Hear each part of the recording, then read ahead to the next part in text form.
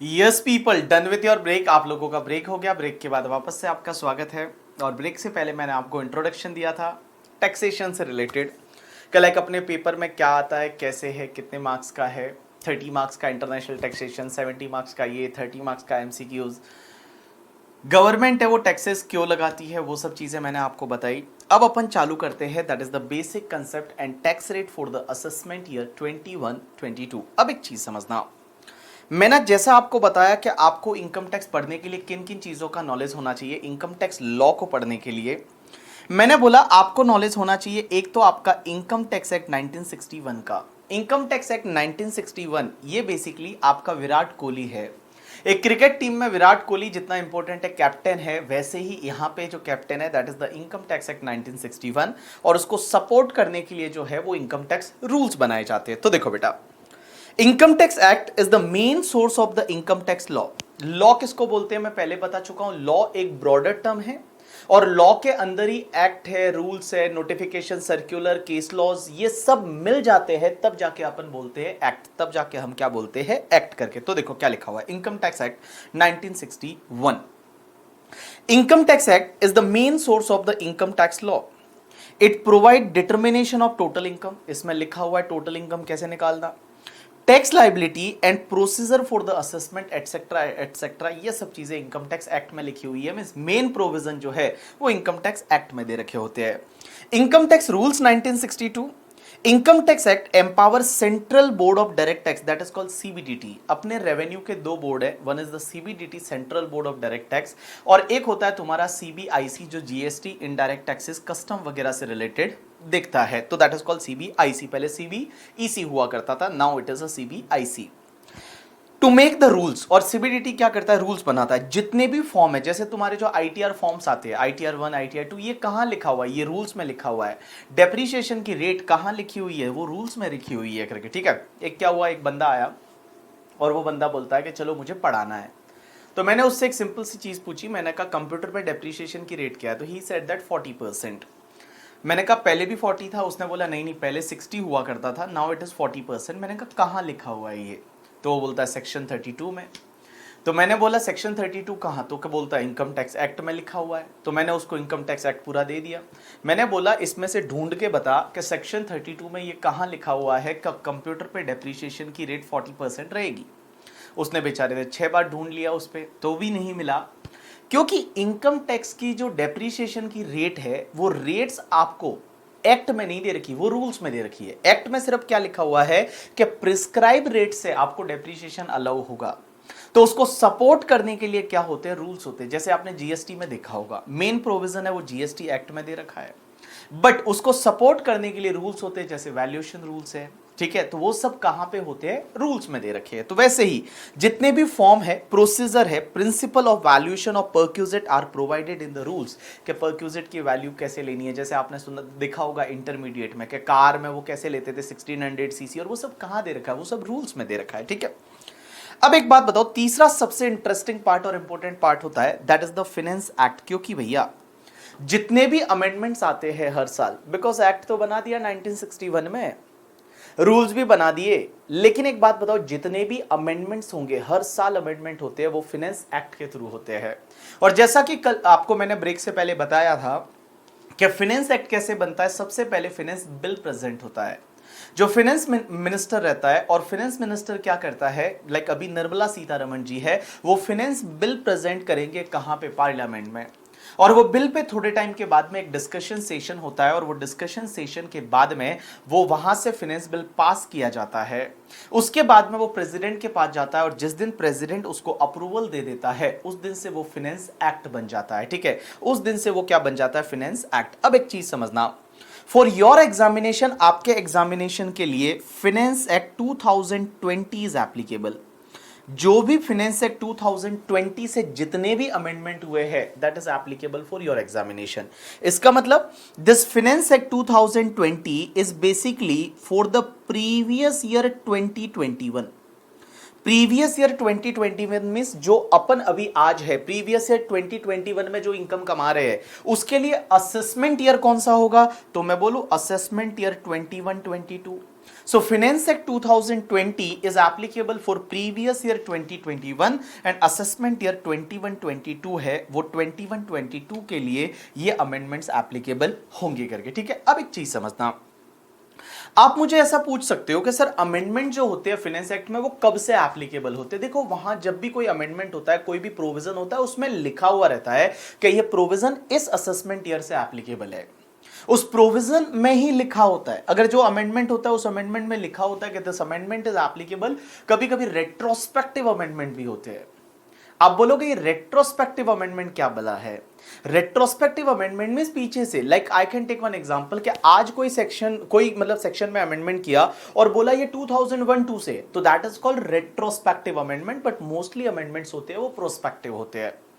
अब आप बोलोगे कौन सी डेट से एप्लीकेबल होते हैं, तो उसमें बहुत बार क्या होता है पता है कि जो अमेंडमेंट होता है ना उसमें लिखा होगा as may be notified. As may be notified from the date on which is as may be notified. As may be notified means उसके लिए सेपरेटली नोटिफिकेशन आएगा, और जिस दिन वो नोटिफिकेशन डालेंगे, जिस दिन वो नोटिफिकेशन आएगा, उस दिन से वो अमेंडमेंट है वो एप्लीकेबल होगा। तो देखो फाइनेंस एक्ट में स्पेसिफिकली बहुत बार तो डायरेक्टली लिख लिया होता है कि it is from assessment year so and so, तो भैया वो उस असेसमेंट ईयर से एप्लीकेबल है। और अगर मान लो वहां पे ऐसा लिखा हुआ है एज मे बी नोटिफाइड, मतलब वो नोटिफिकेशन की डेट से एप्लीकेबल होगा, उसके लिए अलग से नोटिफिकेशन आएगा, और जिस दिन नोटिफिकेशन आएगा उस दिन से वो अमेंडमेंट एप्लीकेबल होगा। तो देखो क्या लिखा हुआ है, फाइनेंस एक्ट तीसरा सोर्स आपका। सबसे पहले क्या होता है, presenting the bill. Every year finance minister present a finance bill in the parliament. Parliament में वो फाइनेंस बिल है वो प्रेजेंट करता है, which contain various amendment proposed to be made in the direct and indirect taxes. Finance Bill 2020 presented by Nirmala Sitharaman as on the 1st Feb 2020 को निर्मला जी ने ये budget present किया था, फाइनेंस बिल प्रेजेंट किया था। उसके बाद उसको अप्रूवल आता है, और अप्रूवल कैसे होता है देखो, as soon as bill passed by the both the house of parliament and thereafter receive the approval from the president, it becomes the finance act. जो फाइनेंस बिल 2020 है that becomes the finance act on 27 मार्च 2020। जो 27 मार्च 2020 गया वो 27 मार्च को president ने sign कर लिया था। तो 27 मार्च 2020 को फाइनेंस बिल 2020 है वो फाइनेंस एक्ट 2020 बन गया था after receive the approval of the president. Next part, amendments. The amendments proposed therein are then incorporated in the income tax act, and the finance act brings amendment to the direct tax laws and it provide the tax rates also। जो finance bill होता है, देखो अपनी जो tax rate होती है ना, slab rate वगैरह, ये कहाँ दे रखी है, ये इनकम टैक्स एक्ट में नहीं दे रखी, ये हर साल आपके फाइनेंस एक्ट में दे रखी होती है। हर साल फाइनेंस एक्ट में दे रखी होती है कि आपके लिए टैक्स रेट क्या रहेगी। अब एक और कंसेप्ट आता है, notification and circular from CBDT. ये क्या होता है, नोटिफिकेशन और सर्क्यूलर में क्या फर्क है? पहली चीज तो नोटिफिकेशन। नोटिफिकेशन किसको बोलते हैं पता है? कि किसी भी चीज को नोटिफाई करना, मतलब अमेंडमेंट करना। जैसे मैंने बोला एक तो कि भाई कोई अमेंडमेंट आता है, उसके लिए ऐसा लिखा हुआ है एज मे बी नोटिफाइड, तो जिस दिन वो नोटिफाई करेंगे उस दिन से वो अमेंडमेंट एप्लीकेबल होगा।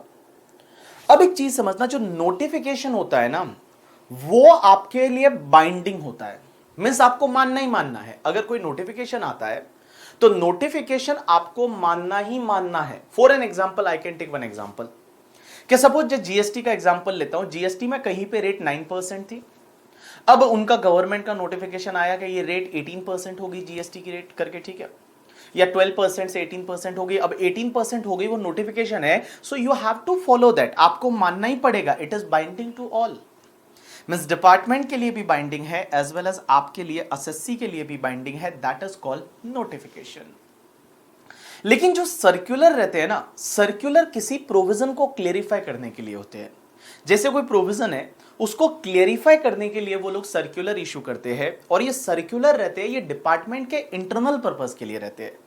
डिपार्टमेंट के इंटरनल पर्पस के लिए रहते हैं। Circular is not binding to the assessee, it is binding to the department. Department पे ये बाइंडिंग होते हैं, डिपार्टमेंट को ये फॉलो करने पड़ते हैं, लेकिन एसएससी पे ये बाइंडिंग नहीं होते हैं। अगर कोई सर्कुलर एसएससी के लिए बेनिफिशियल है तो एसएससी उसको ऑप्ट कर सकता है, but if it is not beneficial to assessee तो एसएससी उसको इग्नोर भी कर सकता है। तो मैं बोलूं notification is binding for both department as well as assessee, सबके लिए बाइंडिंग है। But circular are binding to the department only. If it is beneficial to assessee तो एसएससी उसको फॉलो कर सकता है, अदरवाइज एसएससी उसको फॉलो नहीं करेगा तो भी चलेगा। अब एक चीज समझना, एक एग्जांपल लेता हूं सर्क्यूलर और नोटिफिकेशन का। नोटिफिकेशन तो आपको पता ही है, आजकल इंस्टीट्यूट के भी बहुत नोटिफिकेशन आते रहते हैं। तो नोटिफिकेशन इज बेसिकली बाइंडिंग, ठीक है। एक सर्क्यूलर का एग्जांपल लेता हूं। आपको याद है आपके ऑफिस में आपने ऑडिट फीस के लिए अपने क्लाइंट को बिल भेजा, और क्लाइंट को जो बिल भेजा उसकी वैल्यू है 1 lakh rupees, that is your fees. इसमें आपने जीएसटी ऐड किया 18,000, आगे वाले का टोटल 1,18,000 का 1,18,000 का बिल है। अब एक बात बताओ मुझे, वो जो आपको पेमेंट करेगा तो उसमें टीडीएस काटेगा प्रोफेशनल फीस पे अंडर सेक्शन 194J, और 194J में जो टीडीएस काटेगा तो टीडीएस 10% कटता है, अभी थोड़े टाइम के लिए 7.5% किया गया है। तो मान लो इस पे जो 7.5% टीडीएस है वो टीडीएस कितने पे काटेगा? आप ही बताओ, 1,18,000 पे काटेगा या फिर सिर्फ 1 लाख पे काटेगा? जो टीडीएस है वो 1,18,000 पे काटेगा क्लाइंट, या ओनली 1 लाख पे काटेगा? Right answer is only 1 lakh पे काटेगा। वो क्या करेगा 1 लाख पे, क्योंकि जो जीएसटी ऑन सर्विस कंपोनेंट है उस पे टीडीएस नहीं काटोगे तो भी चलेगा। ये एक सीबीडीटी का सर्कुलर है। अब एक बात बताओ, अगर मान लो किसी बंदे ने पूरे 1,18,000 पे काट लिया, किसी बंदे ने पूरे 1,18,000 पे काट लिया, तो क्या ये गलत हो जाएगा क्या? आंसर इज नो, ऐसा कोई गलत नहीं है। आपने काट लिया तो काट लिया, कोई दिक्कत नहीं करके, ठीक है, आपने वो सर्कुलर फॉलो नहीं किया। But since this circular is beneficial to assessee तो लोग इसको फॉलो करते हैं, बेनिफिशियल है, आप फॉलो कर सकते हो, और आप टीडीएस है वो सिर्फ 1 लाख पे काटोगे। You got my point or not? Yes, देखो क्या लिखा हुआ है, circular are issued by CBDT to clarify the meaning and scope of certain provision content in the act. Means act में जो प्रोविजन है उसका मीनिंग बताने के लिए, स्कोप बताने के लिए ये इशू होते हैं। Notification are issued by central government और CBDT to give effect of provision of the act. Means act का कोई प्रोविजन है उसमें लिखा हुआ है as may be notified, means वो अमेंडमेंट का इफेक्ट देने के लिए वो लोग नोटिफिकेशन इशू करेंगे। Circular are binding to the assessing officer but not to the assessee and courts. However, assessee can take the advantage of circular which are beneficial to them. उसका example मैं अभी आपको बता चुका हूं, ठीक है। चलो, उसके बाद तुम्हारे कोर्ट के जजमेंट। अपन क्या पढ़ रहे हैं? Source of income tax law. Means income tax law को पढ़ने के लिए क्या क्या चीजों को आपको नॉलेज होना चाहिए? Income tax act 1961, income tax rules 1962, उसके बाद फाइनेंस एक्ट 2020 वाला तुम्हारे लिए, सर्कुलर नोटिफिकेशन, एंड तुम्हारा सुप्रीम कोर्ट हाई कोर्ट के जजमेंट। ये जजमेंट क्यों आते हैं? क्योंकि लिटिगेशन होती है, हर चीज एक्ट में दी हुई नहीं होती है, कहीं ना कहीं पे लिटिगेशन वाला पॉइंट आता है, तो वो लिटिगेशन वाला पॉइंट फिर कोर्ट में जाता है, और कोर्ट क्या करती है? उस पर जजमेंट देती है। वो जजमेंट भी आपको ध्यान रखने पड़ते हैं। तो देखो, various issues which are arise out of the provision of the act are decided by the high court and supreme court। उसके बाद अपन कुछ सेक्शन पढ़ते हैं इनकम टैक्स की, जो बेसिक सेक्शन है वो बेसिक सेक्शन अपन पढ़ते हैं, और सबसे पहली section that is section number 4, it is called charging section. देखो, हर एक्ट की एक चार्जिंग सेक्शन होती है, जैसे जीएसटी की चार्जिंग सेक्शन होती है कि भाई जीएसटी कब लगता है, वैसे इनकम टैक्स कब लगता है। तो इनकम टैक्स की चार्जिंग सेक्शन इज सेक्शन 4, और सेक्शन 4 बड़ा सिंपल सा बात बोलती है कि जो भी आप प्रीवियस ईयर में, कोई भी पर्सन है जिसने जो प्रीवियस ईयर में इनकम कमाई है, उस प्रीवियस ईयर की जो इनकम है उस पे असेसमेंट ईयर में टैक्स लग जाएगा। प्रीवियस ईयर में अगर आप जो इनकम कमाते हो, फॉर एवरी पर्सन उस इनकम पे असेसमेंट ईयर में आपको टैक्स लग जाएगा। ये तुम्हारी चार्जिंग सेक्शन बोलती है। तो देखो चार्जिंग सेक्शन क्या बोलती है, that is section 4। Income tax is charge for every assessment year. पहली चीज, ये हर असेसमेंट ईयर में लगेगा। ऐसा नहीं कि आपको एक बार लग गया उसके बाद टैक्स ना लगे, ऐसा नहीं। एवरी असेसमेंट ईयर जो आप इनकम कमाओगे उस पर टैक्स लगेगा, every assessment year. It is charge on every person as defined in section 231, means हर पर्सन की इनकम पे। अब पर्सन का मतलब क्या होता है वो तुमको यहां पे मैंने दे रखा है, पर्सन की definition section 2 clause 31, not sub section, it's clause 31। सो 231 में पर्सन की डेफिनेशन दे रखी है। तो एवरी पर्सन की जो भी इनकम है उस पे टैक्स लगेगा। It is charge on the total income earn by the person during the previous year. Means जो प्रीवियस ईयर में उसने इनकम कमाई असेसमेंट ईयर में उस पर क्या लग जाएगा, tax. The tax is levied at the rate prescribed by the finance act. देखो फाइनेंस एक्ट में जो रेट दे रखी है उस रेट से टैक्स लगता है। तो यहां पे सेक्शन 4 में ही लिख लिया है कि जो फाइनेंस एक्ट में जो रेट दे रखी है उस रेट से है वो टैक्स लगेगा। तो मैं बोलूं चार्जिंग सेक्शन क्या बोलती है कि एवरी असेसमेंट ईयर में एवरी पर्सन को प्रीवियस ईयर में जो टोटल इनकम कमाई जाती है उस पे उसको टैक्स भरना पड़ता है। You got my point or not? Yes. चलो अब एक बात समझना सर, ये प्रीवियस ईयर और असेसमेंट ईयर क्या होता है। तो मैं एक सिंपल सा लॉजिक आपको बताऊं, previous year assessment year intermediate में हम अच्छे से इसको बताते हैं previous year assessment year, but in simple language previous year is a year in which you earn the income. Means what ever earning का जो ईयर है, जिस ईयर में इनकम कमाते हो that is called previous year, और जिस year में आप उस पर टैक्स भरोगे that is called your assessment year. और इन सिंपल वर्ड को बता दूं, प्रीवियस ईयर ये है तो उसके नेक्स्ट वाला ईयर है वो तुम्हारा असेसमेंट ईयर है, और I can say that assessment year के पहले वाला ईयर है that is called your previous year. अब एक चीज समझना, सबसे पहले अपन असेसमेंट ईयर की बात करते हैं। असेसमेंट ईयर को डिफाइन किया हुआ है सेक्शन 2 क्लॉज 9 में, और यहां पे क्या लिखा हुआ है, assessment year means the period of 12 month commencing on first day of April every year. Income earned in previous year is taxed in assessment year. For assessment year 21-22 is a period of 12 months commencing from the 1st April 21 and ending on 31st March 2022. तो मैंने क्या बोला, यहां लिखा है कि 12 month का period जो ऑलवेज 1st अप्रैल को चालू होता है, means assessment year will be always of 12 month, हमेशा 12 मंथ का ही पीरियड रहेगा करके, ठीक है, और वो 1st अप्रैल को चालू होगा और 31st मार्च को कंप्लीट होगा, that is called your assessment year. और जो प्रीवियस ईयर में इनकम कमाते हो उस पे टैक्स है वो आपके असेसमेंट ईयर में लगेगा। So for your examination your assessment year is 21-22. So this will start from 1st April 21 till 31st March 22. This is called your assessment year. अब एक चीज समझना, प्रीवियस ईयर किसको बोलेंगे, तो मैं बता दूं असेसमेंट ईयर से पहले वाला जो पीरियड है, असेसमेंट ईयर जो होता है उसके पिछले वाला ईयर है, that is called your previous year, that is called your previous year. तो देखो क्या लिखा हुआ है, previous year section 3, previous year means a financial year immediately preceding the assessment year, assessment year से पहले वाला। For assessment year 21-22, the previous year shall be period from 1st April 2020 till 31st March 2021. Total income earned in previous year 2021 is assessed in assessment year 21-22. अब एक बात बताओ, question ये आता है कि प्रीवियस ईयर क्या हमेशा 12 मंथ का होगा? असेसमेंट ईयर तो हमेशा 12 मंथ का होगा, क्या प्रीवियस ईयर भी हमेशा 12 मंथ का होगा? Answer is no.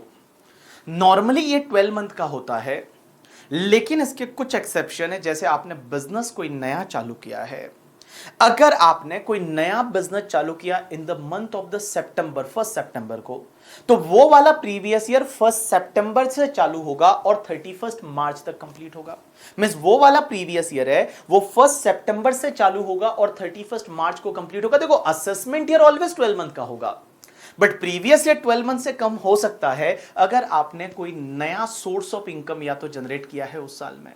तो जिस डेट को वो सोर्स ऑफ इनकम एग्जिस्टेंस में आया वहां से लेके और 31 मार्च ये तुम्हारा प्रीवियस ईयर रहेगा। तो प्रीवियस ईयर 12 मंथ से कम का हो सकता है। अब एक और चीज समझना, आप मुझे बोलोगे क्या सर हमेशा ऐसा होता है कि प्रीवियस ईयर में जो इनकम कमाते हैं उस पर टैक्स असेसमेंट ईयर में ही भरना है, मींस रिटर्न वगैरह असेसमेंट ईयर में ही भरना है? आंसर इज नॉर्मली यस, लेकिन इसके कुछ एक्सेप्शंस होते हैं। जैसे कोई पर्सन इंडिया छोड़ के परमानेंटली जा रहा है, या इंडिया से अगर शिप कोई आई थी वो शिप चली जाती है, तो उनके लिए प्रीवियस ईयर में ही टैक्स भरना पड़ जाता है करके, ठीक है। तो वो कुछ एक्सेप्शंस होते हैं जो आगे आएंगे। देखो क्या लिखा हुआ है, provided that in case of business or profession newly set up or the source of income newly coming into existence, the financial year in that financial year the previous year shall be period beginning with the date of setting up of the business or profession, or as the case may be the date on which the source of income is newly comes into existence and ending with that financial year.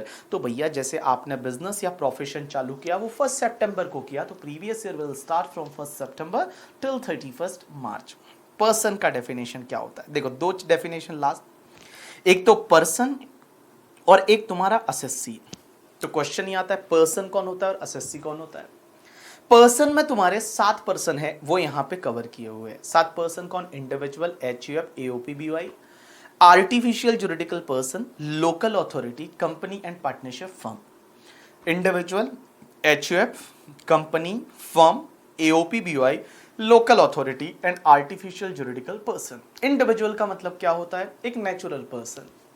आप हो, मैं हूं, हम individual है, तो हम person की definition में आएंगे। एचयूएफ हिंदू लॉ के हिसाब से एक हिंदू फैमिली है, वो एक अगर सेपरेट एंटिटी मानी जाएगी और उसको बोला जाता है हिंदू अनडिवाइडेड फैमिली। अब आगे जाके ये बोल रहे हैं कि जब डीटीसी आएगा, डायरेक्ट टैक्स कोड आएगा, इनकम टैक्स का आगे हो सकता है डायरेक्ट टैक्स कोड आ जाए, उसमें एचयूएफ नाम की जो चीज है उसको हटा दिया है।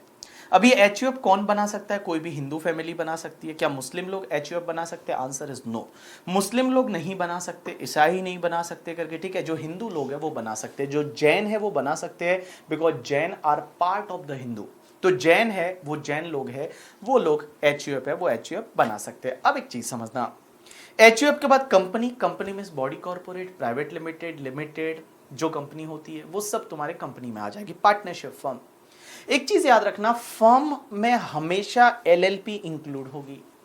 जो लिमिटेड लायबिलिटी पार्टनरशिप है that is always included in the firm. LLP को आप अलग नहीं मानोगे, फर्म मतलब एलएलपी भी साथ में आ गया। Normal partnership firm as well as the LLP है, वो भी तुम्हारी फर्म ही मानी जाती है करके, ठीक है। अब एक चीज समझना, सर आप बोलोगे इनकम टैक्स में फर्म और एलएलपी में कोई फर्क है? आंसर इज नो, कुछ भी फर्क नहीं है।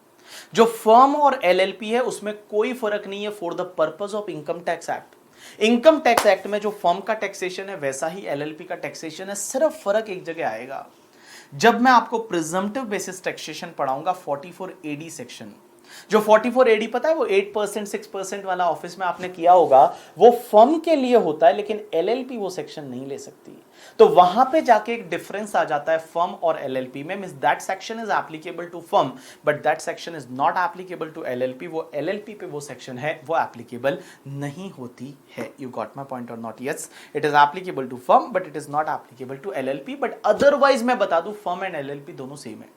अब आपके दिमाग में ऐसा आ रहा होगा, आ ही रहा है आपके दिमाग में, और दिमाग में ये आ रहा होगा कि सर एलएलपी में तो पार्टनर की लायबिलिटी है वो लिमिटेड होती है। मैं बता दूं इनकम टैक्स के लिए ऐसा नहीं होता, इनकम टैक्स में ऐसा नहीं होता। इनकम टैक्स में एलएलपी का पार्टनर है उसकी भी लायबिलिटी अनलिमिटेड होती है। मैं पार्टनरशिप फर्म में पढ़ाऊंगा, वहां एक सेक्शन पढ़ाऊंगा 167C, और 167C सेक्शन में ये लिखा हुआ है कि जो पार्टनर है ना, उस 167C की लैंग्वेज ये चलती है, not with standing anything contain in income tax act 1960, sorry, not with standing anything contain in the LLP act 2008। जो पार्टनर की लायबिलिटी है वो यहां अनलिमिटेड है for the purpose of income tax act. तो मैं बता दूं बेटा, इनकम टैक्स में फर्म और एलएलपी में कोई फर्क नहीं है। आप प्रैक्टिकल लाइफ में फर्क देखते हो कि उसके लिए फाइलिंग करना पड़ता है, ये करना पड़ता है, वो करना पड़ता है, but for the purpose of income tax दोनों में कोई फर्क नहीं है। You got my point or not? Yes, चलो, तो मैंने क्या बोला, पर्सन में कौन कौन आएगा? इंडिविजुअल आएगा, कोई दिक्कत नहीं इंडिविजुअल में, एचयूएफ आएगा, कंपनी आएगा, फर्म एलएलपी आएगा, AOP BOI that is association of person and body of individual. ये क्या होता है एओपी बीवाई? एओपी बीवाई के एग्जांपल के लिए I can take one example of the joint venture. किसी ने जॉइंट वेंचर बनाया और कोई फर्म वगैरह नहीं बनाया, जॉइंट वेंचर में लोग शामिल होते हैं और वो कुछ ना कुछ पर्पस के लिए, कुछ एम के लिए कुछ बिजनेस वगैरह करते हैं, दैट इज कॉल्ड एओपी और बीवाई। इससे और सिंपल सा एग्जांपल लेता हूं, आपने देखा होगा ट्रस्ट, जो चैरिटेबल रिलीजियस ट्रस्ट होते हैं, ट्रस्ट का तो काम किया ही होगा ऑफिस में। तो जो ट्रस्ट होते हैं वो ट्रस्ट जब तक रजिस्टर्ड नहीं होते, जब तक वो 12AA में रजिस्टर्ड नहीं होते हैं, 12AA या 12AB करके इस साल एक नई सेक्शन आई है, तो जब तक वो 12AA 12AB में रजिस्टर्ड नहीं होते तब तक हम उसको एओपी बीवाई ट्रीट करते हैं, means association of person and body of individual. अब आप बोलोगे एसोसिएशन ऑफ पर्सन और बॉडी ऑफ इंडिविजुअल में क्या फर्क होता है? एसोसिएशन ऑफ पर्सन में कोई भी पर्सन मेंबर बन सकता है। जैसे दो कंपनी जॉइंट वेंचर में एंटर करती है और वो कोई एंटिटी नहीं बनाती है तो उसको एसोसिएशन ऑफ पर्सन माना जाएगा, क्योंकि पर्सन है, company is a person. But body of individual में क्या होता है? सिर्फ इंडिविजुअल लोग मिलके ही काम करते हैं। जैसे आप, मैं और दो चार अपने फ्रेंड्स और अपन ने 10 लोगों ने मिलके कुछ ऐसा क्लब जैसा वगैरह ऐसा कुछ बनाया मान लो, ठीक है, और उसको हमने सब इंडिविजुअल है तो उसको क्या माना जाएगा, body of individual. You got my point or not? Yes. अब एक और चीज समझना, लोकल अथॉरिटी। ये लोकल अथॉरिटी क्या होता है कि जो गवर्नमेंट के पैसे, जो गवर्नमेंट है वो पैसे देती है उसको और वो लोगों के लिए यूज करते हैं, that is called local authority. For example जैसे बीएमसी है हमारे यहाँ पे, जो BMC that is municipality corporation करके, ठीक है, आपके वहां पे जो ग्राम पंचायत है, म्युनिसिपैलिटी है, ये सब तुम्हारे लोकल अथॉरिटी में आती है। और आर्टिफिशियल जुरिडिकल पर्सन मींस जो ऊपर कहीं नहीं आता, that is covered in the artificial juridical person. We can take a example of the देवी देवता। तो जितने भी भगवान है, देवी देवता है, that is covered in the artificial juridical person, that is called person का डेफिनेशन। तो टोटल 7 पर्सन है जो इनकम टैक्स में पर्सन की डेफिनेशन में आते हैं, individual, HUF, company, partnership firm, AOP, BOI, local authority and artificial juridical person. Sir assessee कौन होता है? ये तो बात आपने कर दी पर्सन की, सर असेसी कौन होता है? तो मैं बता दूं, इन पर्सन में से जो टैक्स पे करने के लिए लायबल है, जो टैक्स पे करने के लिए लाइबल है, that is called assessee. Means person liable to pay tax under income tax act, then that person will be known as the assessee. I can take one example. You all are the person but you are not assessee. I am the assessee also. I am a person also and assessee also, because person की definition तो मैं तुम्हें आता ही हूँ, as well as the मैं assessee हूँ। तो मैं इन simple word आपको ये बोल दूँ, all assessee are person, क्योंकि जितने भी assessee है वो person तो होंगे ही, but all person are not assessee. You are the person but you are not assessee, but I am a person as well as assessee. You got my point or not? So I can say that all assessee are person but all person are not assessee. तो देखो क्या लिखा हुआ है, assessee की definition क्या बोलती है section 2 clause 7 में, it means any person who is liable to pay tax or any other sum. any other sum का मतलब क्या होता है, या तो टैक्स पे करने के लिए लाइबल है, या एनी अदर सम मींस अगर मान लो इनकम टैक्स में under income tax act 1961 any other sum means आपसे अगर डिपार्टमेंट फीस चार्ज कर रहा है या पेनल्टी चार्ज करता है, जैसे आपको पेनल्टी का ऑर्डर आ गया, तो क्या आप असेसी बन जाओगे? Answer is yes, because you are liable to pay any sum under the income tax act 1961। तो आप अगर कोई भी टैक्स या any other sum under income tax act 1961 pay करने के लिए लाइबल हो, then you will be treated as the assessee. Next part, लेकिन असेसी में कुछ और है जो स्पेसिफिकली डाले कि ये भी आ जाएंगे। कौन कौन? पहला, it includes every person in respect of whom any proceeding under the act has been taken for the assessment. Means किसी का असेसमेंट चालू हो गया हो, क्या लिखा है? Every person in respect of whom any proceeding under the act has been taken for the assessment, उसका असेसमेंट चालू हो गया हो करके, ठीक है। और असेसमेंट उसकी खुद की इनकम से रिलेटेड, उसकी खुद की इनकम से रिलेटेड, ऑफ हिज इनकम और income of any other person in respect of which he is accessible, या किसी और की इनकम से रिलेटेड, बट वो इनकम इस असेसी के हाथ में आती है तो वो असेसी बन जाएगा। I can take one example, मेरी कोई इनकम नहीं है, मेरा बेटा है, उसकी 4 लाख इनकम है। अब वो 4-5 लाख इनकम मान लो मेरे में क्लब होती है और असेसमेंट चालू हो गया, तो भैया एक बात बताओ, वो मेरा असेसमेंट मेरे बेटे की इनकम है ना, बट बेटे की इनकम मेरे में क्लब होनी चाहिए। तो यहां पे एक चीज समझना, इस केस में मैं असेसी बन जाऊंगा। तो मेरी इनकम का असेसमेंट या किसी और की पर्सन की इनकम का असेसमेंट जो मेरे हाथ में क्लब हो रही है, or the loss sustained by him or any other person, or the amount of refund due to him or such any other person, means in simple case अगर इनकम टैक्स में कोई असेसमेंट चालू हो गया, कोई प्रोसीडिंग चालू हो गई आपके खिलाफ करके, ठीक है, आपकी खुद की इनकम लॉसेस को लेके, किसी और पर्सन की इनकम लॉसेस को लेके, तो उस केस में आप असेसी बन जाओगे। दूसरा, every person who is deemed to be assessee under any provision of act, that is trustee of trust or a representative assessee। जैसे मान लो इनकम टैक्स में कहीं लिखा हुआ है कि आप डीम टू बी असेसी माने जाओगे, तो डीम टू बी असेसी हो तो भी आप असेसी बन जाओगे। जैसे ट्रस्ट के लिए जो ट्रस्टी होते हैं वो रिप्रेजेंटेटिव होते हैं करके, ठीक है, तो भैया जो रिप्रेजेंटेटिव असेसी होते हैं तो जितने भी ट्रस्टी है वो भी असेसी बन जाएंगे। और every person who is deemed to be assessee in default under any provision, अगर मान लो आप इनकम टैक्स में कहीं पे भी असेसी इन डिफॉल्ट बन जाते हो। असेसी इन डिफॉल्ट का मतलब क्या होता है? जैसे आपको टैक्स भरना है या टीडीएस काटा, टीडीएस गवर्नमेंट को भरना है, आपने टीडीएस भरा ही नहीं, तो टीडीएस भरा ही नहीं तो आप डिफॉल्ट में आ गए, तो आपको बोला जाता है एसएससी इन डिफॉल्ट। तो जो एसएससी इन डिफॉल्ट है वो भी एसएससी माना जाता है। तो देखो मैं बोलूं एसएससी कौन है, सबसे पहला अगर कोई पर्सन है लाइबल टू पे टैक्स और any other sum under income tax act, that person is SSC.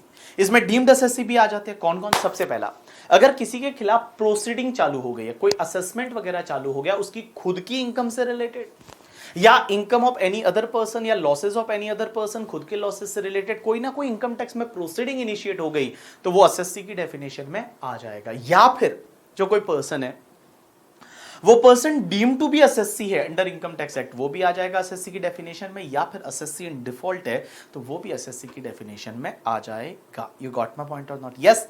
चलो अब अपन चालू कर रहे हैं आपके लिए सबसे interesting part, tax rate for the assessment year 21-22 के टैक्स रेट इस साल की क्या है।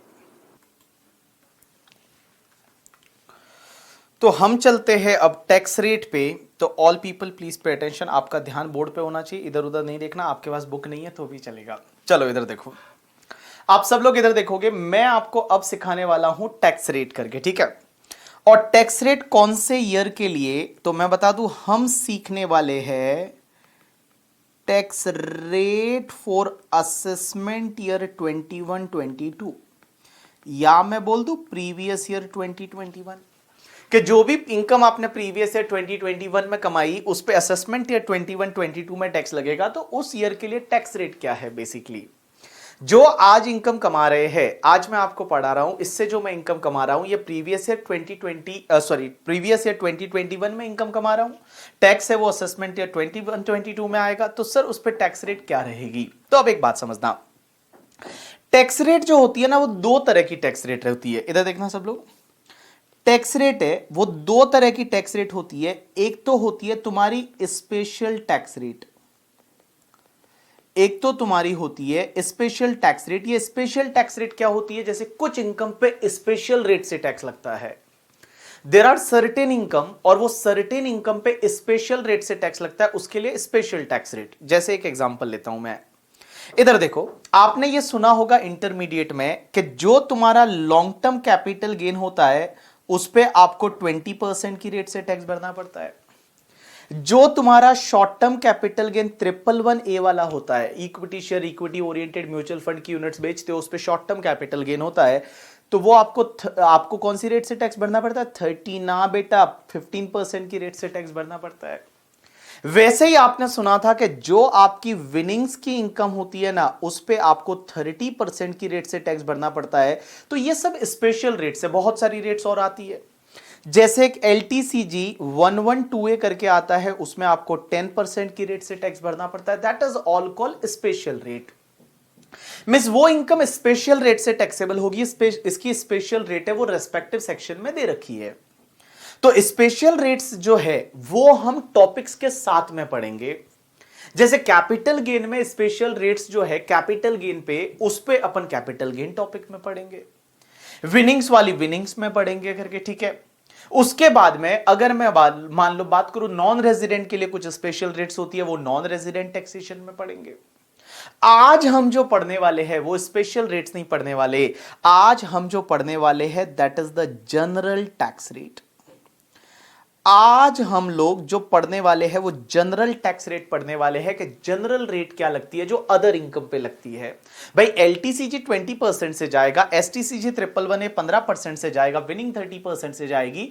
बट सर जो बाकी इनकम होती है, जैसे बिजनेस का इनकम हुआ, सैलरी का इनकम हुआ, हाउस प्रॉपर्टी का इनकम हुआ, जो नॉर्मल जिसके लिए स्पेशल टैक्स रेट नहीं है, वो तुम्हारी जनरल टैक्स रेट या नॉर्मल टैक्स रेट से टैक्सेबल होती है। और आज हम सीखने वाले हैं आपकी नॉर्मल टैक्स रेट क्या है इस साल के लिए। तो देखो बेटा, मैं नॉर्मल टैक्स रेट की बात है वो चालू कर रहा हूं। सबसे पहले आपका ध्यान इधर होना चाहिए। तो सबसे पहले मैं बता दूं, इन case of the individual HUF, AOP, BOI and artificial juridical person, ये जो लोग, कितने तुम्हारे 4 लोग हो गए, इंडिविजुअल HUF, AOP, BOI एक साथ लेते हैं, and artificial juridical person, company को छोड़ दिया, पार्टनरशिप फर्म को छोड़ दिया, लोकल अथॉरिटी को छोड़ दिया करके, ठीक है। तो मैंने यहां पे क्या लिया, individual HUF, AOP, BOI and artificial juridical person, इनके केस में टैक्स रेट क्या रहती है। तो देखो बेटा, इनके केस में आपको स्लैब रेट का बेनिफिट मिलता है। क्या मिलता है? स्लैब रेट का बेनिफिट। स्लैब रेट क्या होता है? तो इनके केस में लॉ मेकर्स बोलते हैं कि अप टू 2,50,000 तक आपको कोई टैक्स नहीं लगेगा। If your income is up to 2,50,000 तो उस पर कोई टैक्स नहीं लगेगा। उसके बाद more than 2,50,000 up to 5 lakh, जो भी तुम्हारा more than 2,50,000 up to 5 lakh है, उस पे आपको 5% की रेट से टैक्स लगेगा। जो भी तुम्हारा मोर देन 5 लाख है एंड अप टू 10 लाख, जो 5 लाख से लेके और 10 लाख का इनकम है, उस पे 20% की रेट से टैक्स लगेगा। और 10 लाख से जितना भी ज्यादा इनकम है उस पे आपको 30% की रेट से टैक्स लगेगा। That is called yours general tax rate, or I can say that the normal tax rate in case of the individual HUF, AOP, BOI and artificial juridical person up to 2,50,000 no tax। 250 से लेके 5 लाख तक 5% लगेगा, 5 लाख से लेके 10 लाख तक 20% लगेगा and 10 lakh से ऊपर वाला जितना भी इनकम होगा उस पे आपको 30% की रेट से टैक्स लगेगा। अब आप मुझे यहां पे आपके दिमाग में बड़े क्वेश्चंस आ रहे होंगे। एक तो आपके दिमाग में ये क्वेश्चन आ रहा होगा कि सर एक बात बताओ ना, हमने तो बजट आया था तो हमने एक वो चीज देखी थी कि अप टू 250 तक कोई टैक्स नहीं, 250 से 5 लाख 5%, 5 लाख टू 7,50,000 तक 10%, 7,50,000 टू 10 लाख का है वहां पे 15%, फिर 12.5%, सॉरी 15% के बाद में तुम्हारा 20%, 25%, 30%। सर वो भी तो एक टैक्स रेट था। वो क्या था? बजट जब आया था, निर्मला सीतारमण जी ने जिस दिन बजट दिया था उस दिन न्यूज चैनल वालों ने बड़ा मतलब जोर जोर से टेबल बजा के बोला था उन्होंने, और जोर जोर से बोला था तुम्हारे टैक्स में ये फायदा हुआ वो फायदा हुआ। सर आप तो बोल ही नहीं रहे हो वो चीज जो मीडिया वाले बोल रहे थे। एक बात बताओ, वो जो बोला था उन्होंने कि भैया वो तुम्हारे 5 स्लैब रेट थे, 5%, 10%, 15%, 20%, 25%, 30%, जो 2,50,000 के गैप में स्लैब रेट दे रखे थे वो लगेंगे, लेकिन उसके लिए स्पेसिफिक कंडीशंस है, वो स्पेशल रेट है करके, ठीक है? वो लगेंगे, वो मैं आपको सिखाऊंगा करके, वो मैं आपको सिखाऊंगा कि वो वाला वो ऑप्शन दे रखा है आपको कि आप चाहे तो वो वाला स्लैब रेट लो, नहीं तो आप ये नॉर्मल स्लैब रेट लो। तो हम तो नॉर्मल स्लैब रेट की बात करेंगे, कल अपन डिस्कस करेंगे, कल या परसों, जब मैं आपको बताऊंगा कि क्या आपको वो वाला स्लैब रेट लेना चाहिए या ये वाला स्लैब रेट जो नॉर्मल स्लैब रेट है तुम्हारा 5%, 20% एंड 30% वाला, ये लेना चाहिए। तो देखेंगे, मैं आपको बताऊंगा वो, डोंट वरी अबाउट दैट, ठीक है? तो देखो बेटा, वो सब चीजें हैं, आप ये इसी के टॉपिक में दे रखा है। अगर मैं आपको बताना चाहूं अभी कि वो सर कहां दे रखा है वैसा वाला सब, वो 5, 10, 15, 20, तो इसी टॉपिक में यहां पे मैंने कुछ ऑल्टरनेटिव टैक्सेशन रिजिम करके एक नया टॉपिक जोड़ा है। That is alternate taxation regime, मतलब आपके पास ऑल्टरनेट ये भी ऑप्शंस है, और इस ऑप्शन में एक नई सेक्शन इस बार इन्होंने डाली है, दैट इज द 115 BAC करके। और देखो ये वाली सेक्शन, ये देखो 115 BAC सेक्शन, और ये इंडिविजुअल HUF के लिए यहां ऑल्टरनेटिव टैक्सेशन रिजिम दे रखा है कि अगर आप ये चाहिए तो ये लो। अब आप ये कब लोगे, वो कब लोगे, किसमें क्या फायदा है, वो सब मैं एनालिसिस करके कल परसों तक आपको बता दूंगा।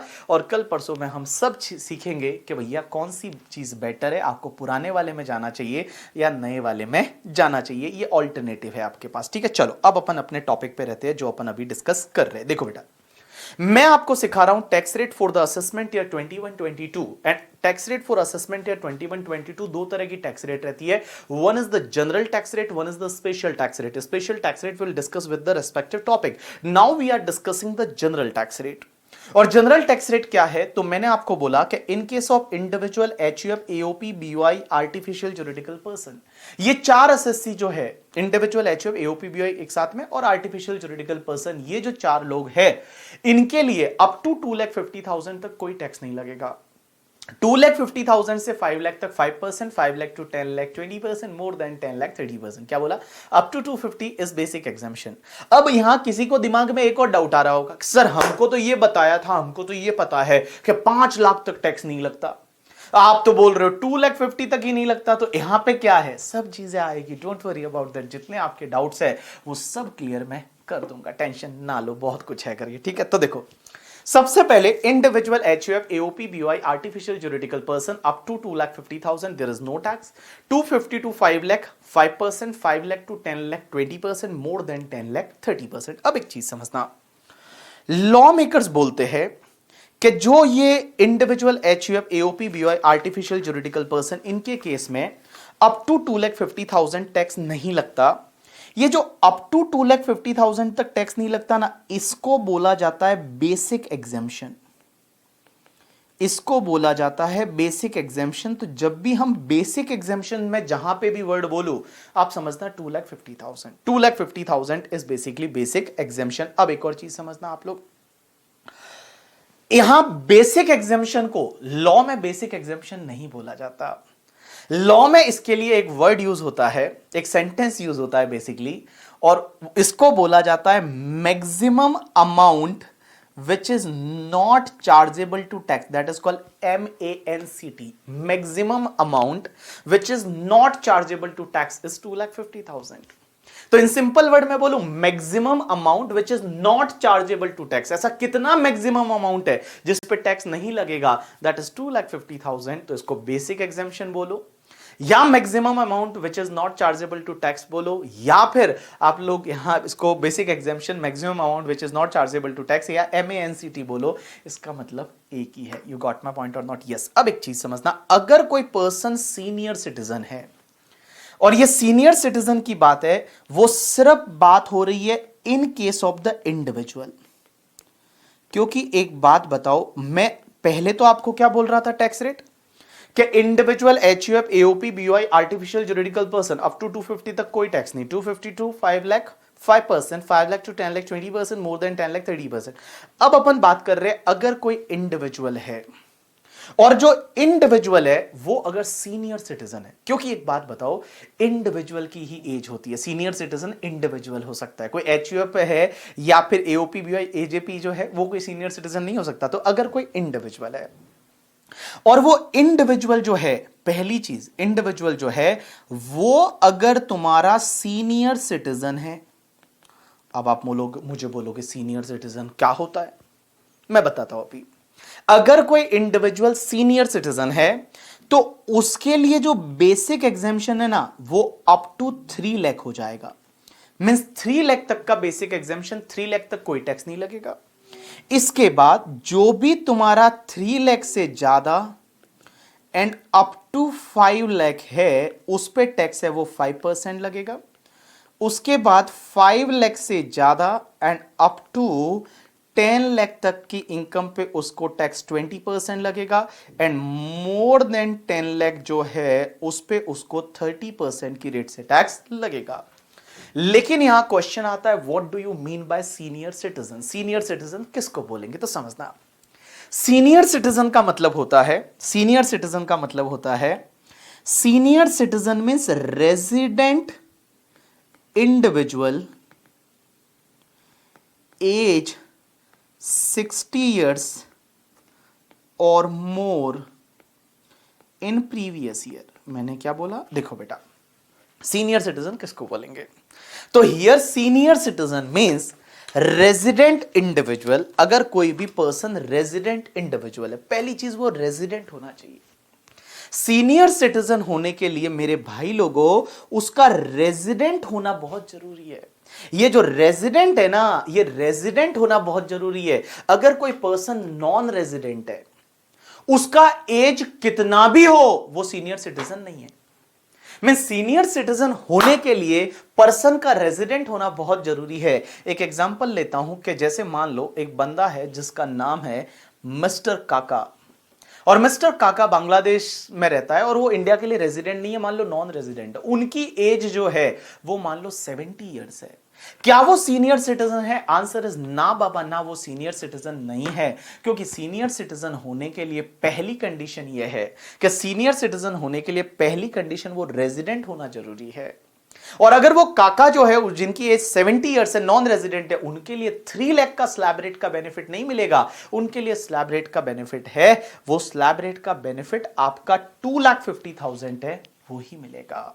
और बेसिक एग्जेम्पशन 2,50,000 ही मिलेगा। तो देखो बेटा, सबसे पहली चीज रेजिडेंट इंडिविजुअल होना चाहिए, एज 60 इयर्स और more in the previous year. Means इस प्रीवियस ईयर में अगर किसी का एज जो है वो 60 इयर्स और मोर हो जाता है तो वो तुम्हारा सीनियर सिटीजन है करके।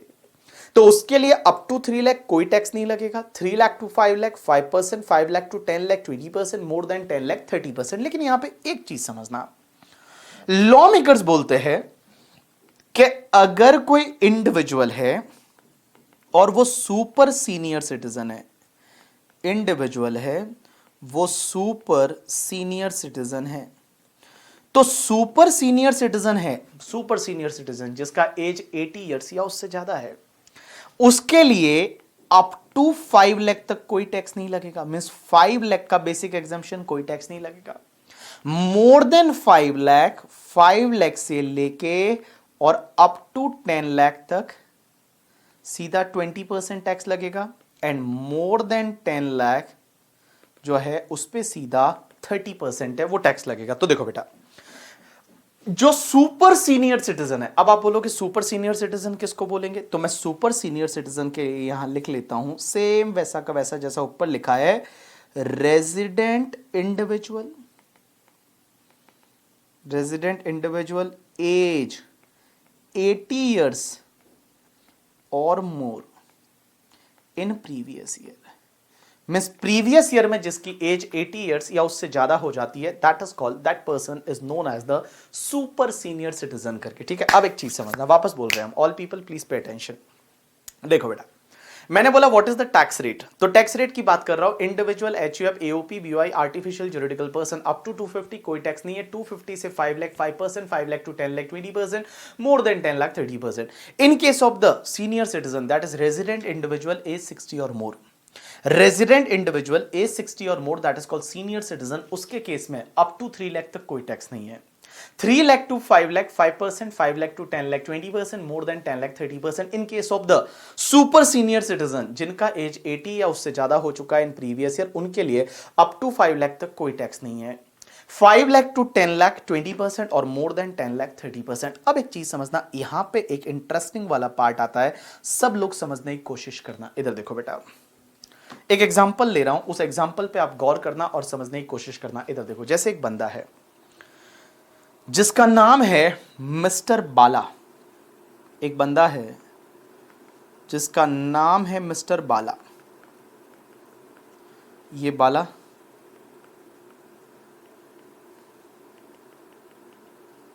बाला, बाला के बाल भी है, बाला।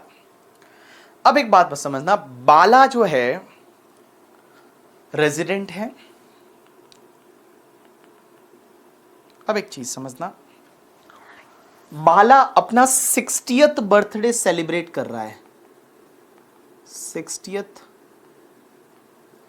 बर्थडे सेलिब्रेट कर रहा है, मतलब केक काट रहा है। कब काट रहा है पता है, 60th बर्थडे सेलिब्रेट कर रहा है ऑन द 1 अप्रैल 2021 को, 1 अप्रैल 2021 को वो बंदा अपना 60th बर्थडे सेलिब्रेट कर रहा है।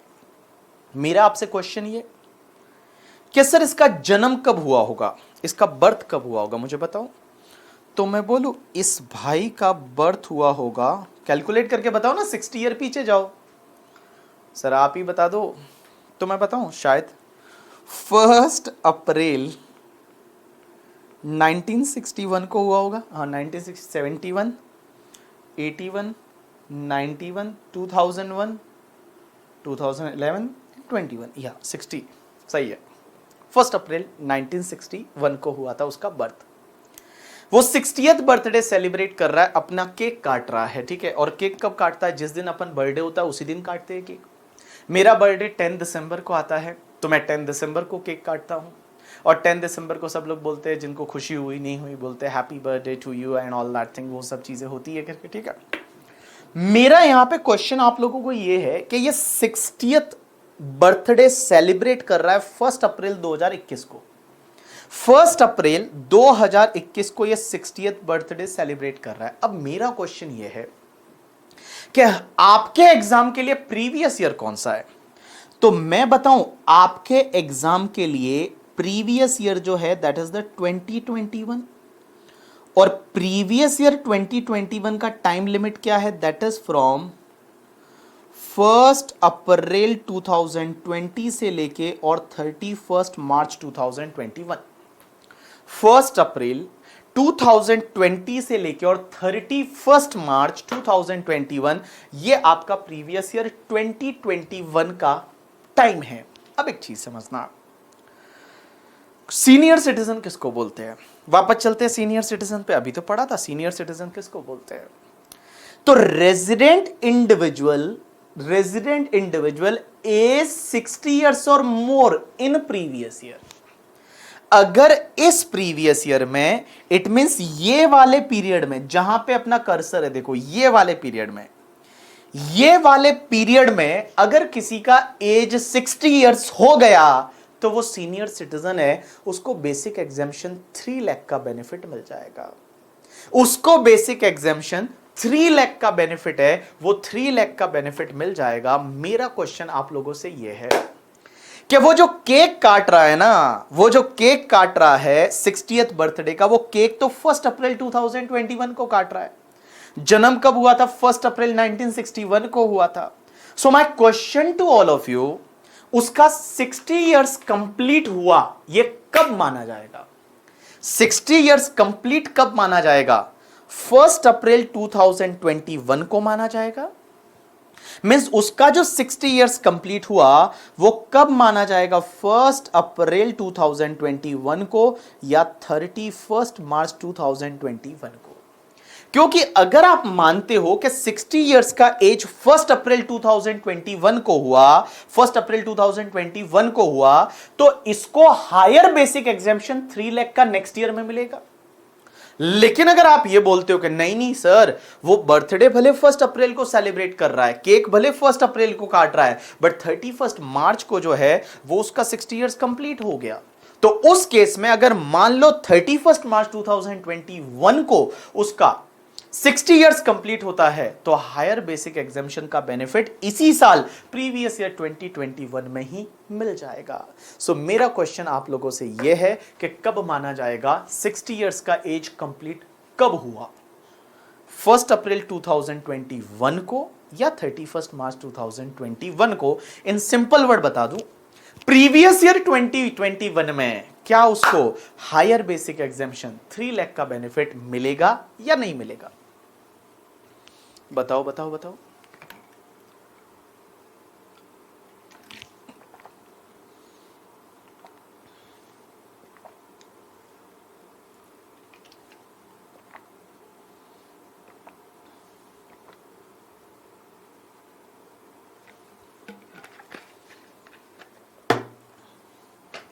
बताओ बताओ बताओ मेरे भाई लोगों।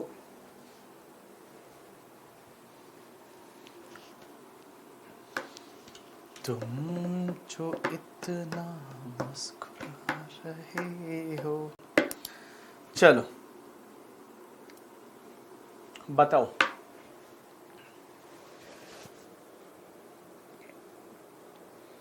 सिक्सटी ईयर्स का एज कंप्लीट कब माना जाएगा? जिस दिन केक काटते हो उसी दिन या उसके पिछले दिन? क्योंकि उसी दिन माना जाएगा तो फिर अगले साल हायर बेसिक एग्जामिशन, और अगर उस दिन के पिछले वाले दिन 60 इयर्स पूरा मान लिया जाएगा तो बेसिक एग्जामिशन इसी साल 3 लाख का। बताओ मुझे क्या करना है? बोलो बोलो बोलो बोलो बोलो।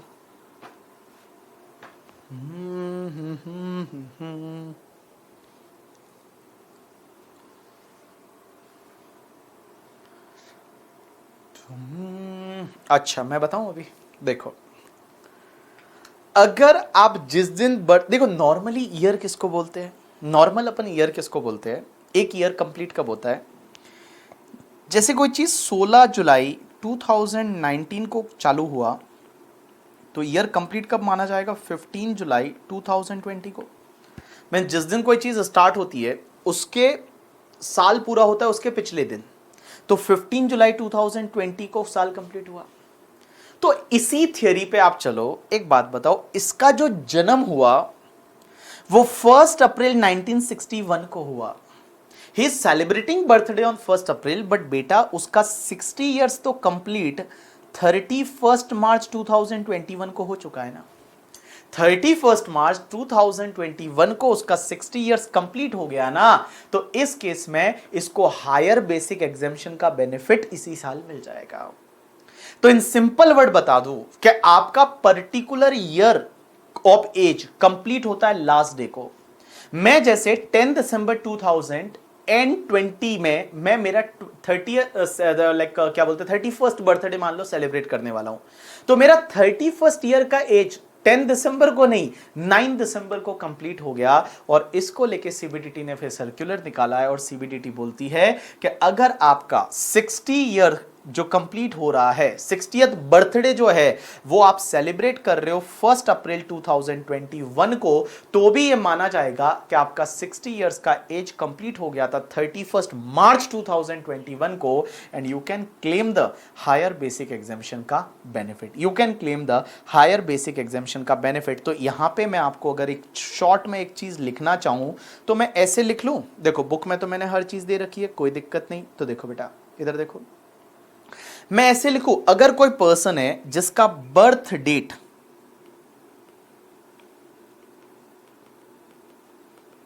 बर्थ डेट 1 अप्रैल 1961 है मान लो, तो basic exemption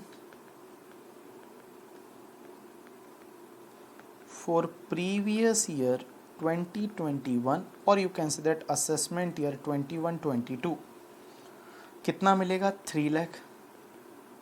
higher basic exemption का बेनिफिट मिल जाएगा बिकॉज प्रीवियस ईयर 2021 में ये मान लिया जाएगा 60 इयर्स का एज कंप्लीट हो गया। वैसे ही अगर कोई पर्सन है उसका 1 अप्रैल 1941 है तो बेसिक एग्जेम्पशन इस साल में आपका 5 लाख हो जाएगा। बेसिक एग्जेम्पशन इस साल में आपका 5 लाख है, वो हो जाएगा। You got my point or not? अरे बोलो ना, आपको समझा कि नहीं समझा?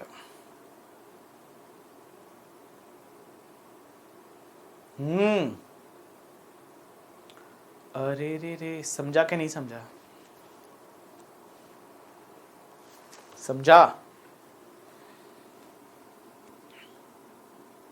ठीक है, तो देखो मैंने क्या बताया, एक बार मैं क्विकली रिवाइज करवा रहा हूं। अभी तक जो मैंने टैक्स रेट बताया किस किस का, इधर देखो।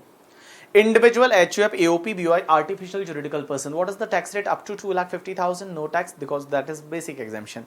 250 to 5 lakh, 5%, 5 lakh to 10 lakh, 20%, more than 10 lakh, 30%. In case of the senior citizen means resident individual age 60 years or more in the previous year, up to 3 lakh there is no tax, or I can say that 3 lakh is basically basic exemption. In case of senior citizen, that 3 lakh is basic exemption. Up to 3 lakh there is no tax. 3 lakh to 5 lakh 5%, 5 lakh to 10 lakh 20%, more than 10 lakh 30%. In case of the super senior citizen means individual resident age 80 years or more in the previous year, up to 5 lakh there is no tax. 5 lakh to 10 lakh 20%, more than 10 lakh 30%. I can say that this 5 lakh is basically basic exemption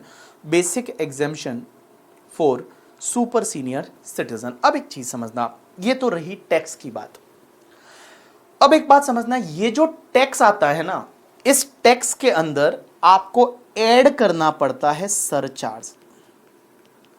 means surcharge है, वो surcharge भी लगता है। Individual, HUF, AOP, BOI, artificial juridical person, इनके case में surcharge भी लगता है। अब आप मुझे बोलोगे सरचार्ज क्या होता है? सरचार्ज मींस टैक्स पे tax, you can say that. आपका जो टैक्स है उस पे और एक्स्ट्रा चार्ज लगेगा, दैट इज कॉल्ड सरचार्ज। अब एक चीज समझना, ये जो सरचार्ज होता है ना, ये किस पे लगाया जाता है? जो ज्यादा पैसा कमाते हैं, जो लोग ज्यादा पैसे वाले लोग हैं, जो ज्यादा पैसा कमाते हैं, उन पे सरचार्ज लगाया जाता है। सर किस किस पे सरचार्ज है और कितना सरचार्ज है? तो individual, HUF, AOP, BOI, artificial juridical person पे सरचार्ज कैसे है समझना। That depends on your total income. अगर आपका टोटल इनकम जो है, टोटल इनकम का मतलब होता है नेट टैक्सेबल इनकम, और नेट टैक्सेबल इनकम में डिडक्शन लेने के बाद वाला। एक बात बताओ, डिडक्शन लेने से पहले का इनकम हम GTI बोलते हैं, that is gross total income. इसमें से आप डिडक्शन लोगे, ATC वगैरह डिडक्शन अंडर चैप्टर 6A करके, ठीक है, वो लोगे, और डिडक्शन लेने के बाद जो बचेगा it is called your NTI, और I can say that net taxable income. अब एक चीज समझना, ये जो नेट टैक्सेबल इनकम है या टोटल इनकम है, if it is more than 50 lakh, ये 50 लाख से ज्यादा है बट अप टू 1 करोड़ है तो सरचार्ज लगेगा 10%। जो भी टैक्स आएगा उस टैक्स पे आपको 10% और ऐड करना है सरचार्ज। अगर किसी individual HUF AOP BOI artificial juridical person का net taxable income is more than 50 lakh और अप टू 1 करोड़ है। अब एक चीज समझना, किसी इंडिविजुअल का HUF AOP BOI artificial juridical person का total income is more than 1 crore up to 2 crore, means 1 crore से ज्यादा है बट अप टू 2 करोड़ तक है तो सरचार्ज का रेट है वो 15% हो जाएगा, मींस 15% की रेट से सरचार्ज लगेगा। अब एक चीज समझना, अगर किसी की इनकम 2 करोड़ से ज्यादा है एंड अप टू 5 करोड़ है तो बेटा 25% की रेट से सरचार्ज लगेगा। Surcharge rate will be 25% and किसी की इनकम 5 करोड़ से ज्यादा है तो बेटा 37% की रेट से सरचार्ज लगेगा। ये लास्ट ईयर अपनी जो निर्मला ताई है, निर्मला जी ने जब इलेक्शन वगैरह जीत लिया, जब जुलाई में बजट आया तो इन्होंने ये हायर सरचार्ज डाले। जो क्या हाई वेल्थ वाले जो लोग हैं, जो बहुत पैसा कमाते हैं करके, ठीक है, उनके लिए सरचार्ज पहले क्या होता था पता है कि अगर 1 करोड़ से ज्यादा इनकम है तो सरचार्ज की रेट है वो मैक्सिमम 15% थी, बट इन्होंने ये 25% एंड 37% का जो सरचार्ज रेट है, 25% एंड 37% का सरचार्ज रेट है, ये इन्होंने लास्ट ईयर बजट में डाला। जो लास्ट ईयर 2019 का इलेक्शन के बाद में जो बजट आया था उन्होंने उसमें 25 और 37% की कैटेगरी डाली। तो एक बात बताओ, आज कितना महंगा हो गया। अगर कोई 5 करोड़ से ज्यादा कमाता है, अब यार मैं तो कमाता नहीं करके, ठीक है, इतना सारा आप कमाते होंगे, तो आप अगर 5 करोड़ से ज्यादा कमाओगे तो आपको टैक्स रेट क्या हो गई पता है, 30% तो टैक्स, और उस पे 37% की रेट से सरचार्ज।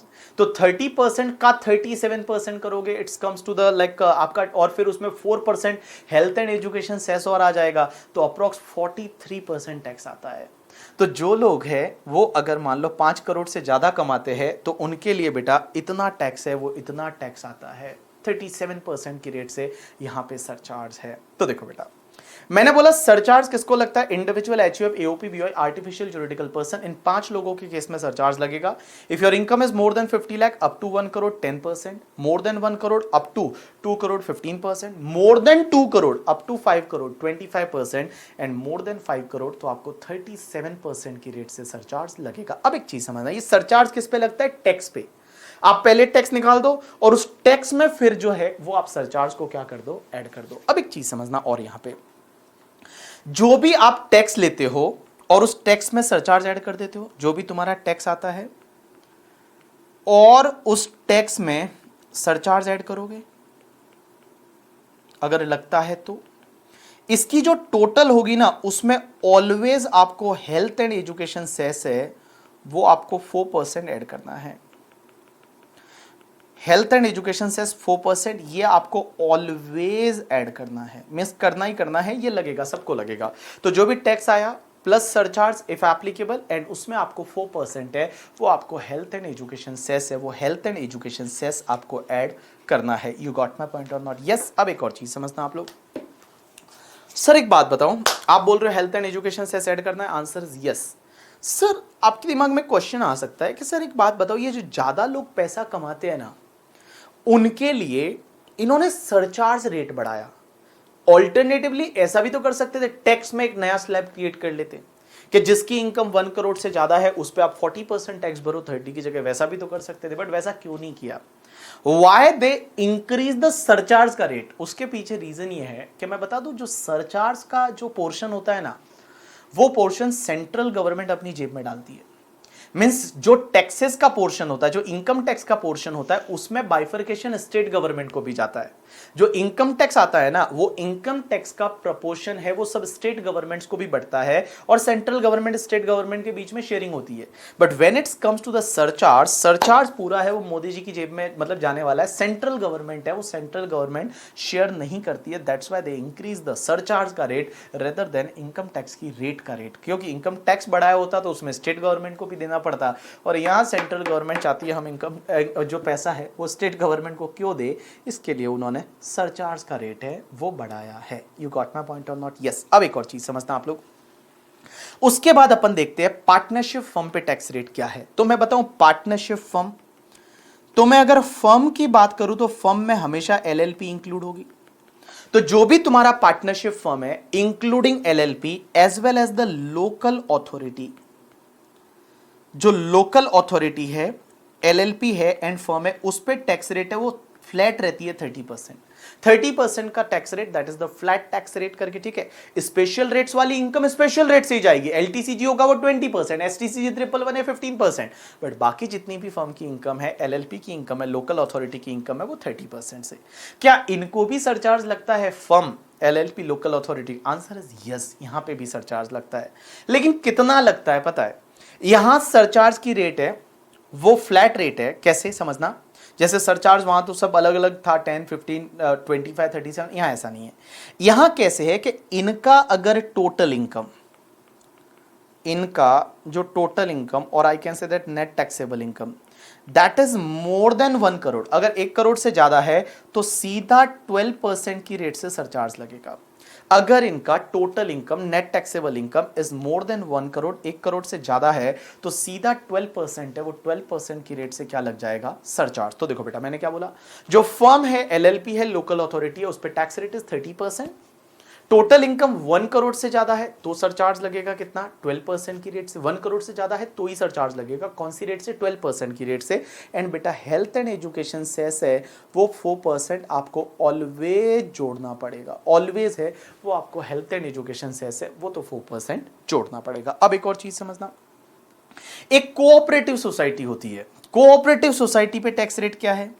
तो मैं बताऊं, कोऑपरेटिव सोसाइटी जो होती है, जितनी भी कोऑपरेटिव सोसाइटीज रहती है, वो कोऑपरेटिव सोसाइटीज की इनकम में बेसिकली डिडक्शन मिलता है एटीपी का। तो नॉर्मली इनका इनकम आता नहीं, बट अगर मान लो इनकम आता है कोऑपरेटिव सोसाइटी का, तो उस पर टैक्स कैसे लगता है पता है? अगर उनकी इनकम अप टू 10,000 है तो 10% टैक्स लगेगा। मोर देन 10,000 है एंड अप टू 20,000 है तो टैक्स 20% से लगेगा। एंड मोर देन 20,000 उनकी इनकम है, मीन्स नेट टैक्सेबल इनकम, वो मोर देन 20,000 है तो टैक्स है वो 30% से लगेगा। और इनको भी सरचार्ज लगेगा। Answer is yes. Surcharge partnership firm जैसे सरचार्ज लगेगा at the rate 12% if net taxable income is more than 1 crore, और हेल्थ एंड एजुकेशन सेस है वो आपका 4% है, वो ऑलवेज लग जाएगा। ऑलवेज है वो आपका 4% की रेट से लग जाएगा। तो देखो बेटा, मैंने आपको क्या बोला, अगर मैं आपको एक बार टैक्स रेट की बात करूं, पहले firm, LLP, local authority 30% flat rate, flat rate 30%। Surcharge if NTI is more than 1 crore, 12% से सरचार्ज लगेगा। हेल्थ एंड एजुकेशन सेस तो लगना ही लगना है। उसके बाद में मैं अगर कोऑपरेटिव सोसाइटी की बात करूं तो कोऑपरेटिव सोसाइटी के केस में अप टू 10,000 तक है वो 10% टैक्स है। Up to 10,000 10%, 10,000 to 20,000 20%, and more than 20,000 30%। Surcharge लगेगा 12% की रेट से if NTI is more than 1 crore, और हेल्थ एंड एजुकेशन सेस है वो आपका 4% से लगेगा। चलो अब एक काम करो, आप एक बार आपको मैं कुछ बताता हूं अपनी बुक से, वो एक बार आप देख लो। उसके बाद मैं आपको कंपनी का टैक्स रेट बताने वाला हूं कि कंपनी को कौन सी रेट से टैक्स लगता है। तो चलो आप एक काम करो, अब आपके पास जो बुक है उस बुक में यहां से पढ़ना चालू करो। यहां से लेके मीन्स आपका पेज नंबर 3 से लेके एंड पेज नंबर 4 में, जहां इन केस ऑफ डोमेस्टिक कंपनी है ना, उसके ऊपर वाला, यहां तक एक बार आप 2-3 मिनट में ओवरव्यू कर लो और ये एक बार रीड कर लेना जो मैंने आपको सिखाया था। और इसके पास वो पैसा लिख लेना, दैट इज 1 अप्रैल 1961 को अगर किसी का बर्थ हुआ है तो इस साल में उसको हायर बेसिक एग्जाम्पशन 3 लाख का बेनिफिट मिल जाएगा। वैसा आप लिख लेना, ठीक है। चलो, तो आप लोग कंपनी का टैक्स रेट को छोड़ के ऊपर जो दे रखा है उसको एक बार आप रीड कर लो, एक बार आप रीड कर लो, फिर मैं आपको सिखाऊंगा कंपनी का टैक्स रेट।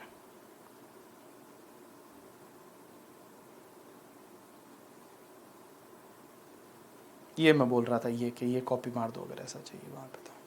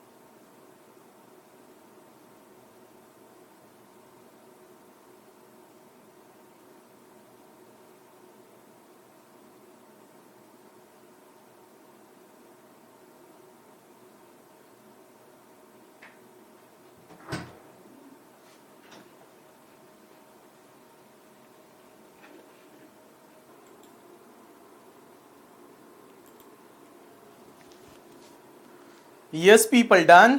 चलो अब अपन चलते हैं कंपनीज पे। सर कंपनीज का टैक्स रेट क्या होता है, इधर देखो बेटा। तो मैं बता दूं कंपनीज बेसिकली दो टाइप की होती है। एक तो तुम्हारी डोमेस्टिक कंपनी और एक तुम्हारी फॉरेन कंपनी।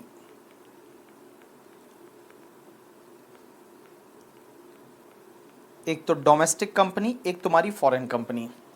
अब आप मुझे पूछोगे डोमेस्टिक कंपनी क्या होता है, फॉरेन कंपनी क्या होता है, मैं आपको पढ़ाऊंगा आगे जाके, ठीक है। जब डिविडेंड की बात करूंगा तो वहां आपको मैं बताऊंगा डोमेस्टिक कंपनी क्या होती है, फॉरेन कंपनी क्या होती है, एंड इंडियन कंपनी क्या होती है। क्या इंडियन कंपनी ही डोमेस्टिक कंपनी होती है या फिर फॉरेन कंपनी भी डोमेस्टिक कंपनी बन सकती है, तो वो अपन डिस्कशन वहां जाके करेंगे। अभी मैं बात कर रहा हूं डोमेस्टिक कंपनी। तो सर आप बता दो डोमेस्टिक कंपनी का टैक्स रेट क्या है। तो अगर मैं टैक्स रेट की बात करूं, तो अभी आपका डोमेस्टिक कंपनी है उसके लिए जो नॉर्मल टैक्स रेट है वो टैक्स रेट आपका 30% है। मीन सिंपल सी बात बताऊं मैं, 30% की टैक्स रेट है डोमेस्टिक कंपनी के लिए एंड फॉरेन कंपनी के लिए 40%। डोमेस्टिक कंपनी के लिए 30%, फॉरेन कंपनी के लिए 40%, that is the tax rate. लेकिन यहां एक चीज समझना, डोमेस्टिक कंपनी जो है अगर उसका टर्नओवर और I can say that gross receipt, एक सेकेंड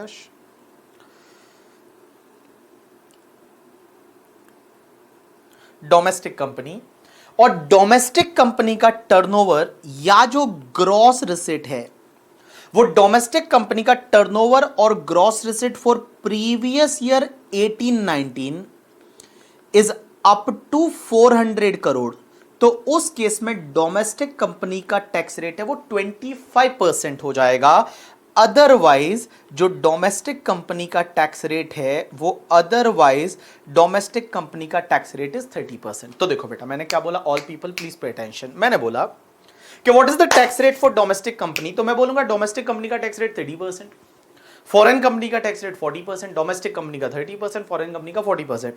बट डोमेस्टिक कंपनी का अगर टर्नओवर या gross receipt for previous year 18-19 is up to 400 crore, तो उस केस में डोमेस्टिक कंपनी का टैक्स रेट 25%। एक बात बताओ मुझे, आप टैक्स कौन से ईयर के लिए निकाल रहे हो? आप जो टैक्स निकाल रहे हो वो टैक्स निकाल रहे हो प्रीवियस ईयर 2021 के लिए और असेसमेंट ईयर 2022 के लिए। तो प्रीवियस ईयर 2021 के लिए टैक्स तो निकाल रहे हो, लेकिन डोमेस्टिक कंपनी के केस में टैक्स रेट देखने के लिए 25% या 30%, टैक्स रेट देखने के लिए आपको टर्नओवर प्रीवियस ईयर 18-19 का देखना है। मींस प्रीवियस ईयर 18-19 में if turnover is up to 400 crore तो आपका टैक्स रेट 25%, अदरवाइज 30%। अब क्वेश्चन ये आता है ऐसा क्यों?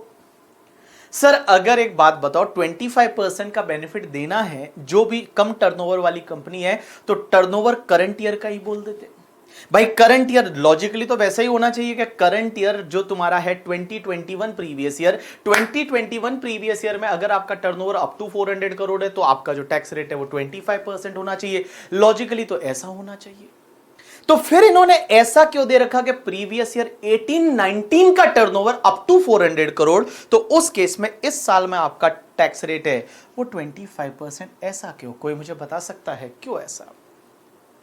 क्यों इन्होंने प्रीवियस ईयर 18-19 डाला है यहां पे कि 18-19 का turnover is up to 400 crore, तो इस साल में आपका टैक्स रेट है वो 25%। ऐसा क्यों?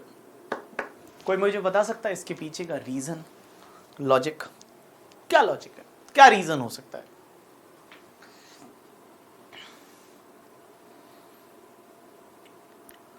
आपने 2-3 लोगों ने बोला ओह वेरी गुड, आपके दिमाग में एक चीज आई, किसी किसी बच्चों के दिमाग में आई। कोई तो बोलता है ऐसे ही, कोई बोलता है ये कंसेप्ट उस टाइम आया होगा तब, कोई बोलता है ऐसे ही निर्मला सीतारमण ने बोला अक्कड़ बक्कड़ बम्बे बो 18-19, ठीक है previous year. Is it like that?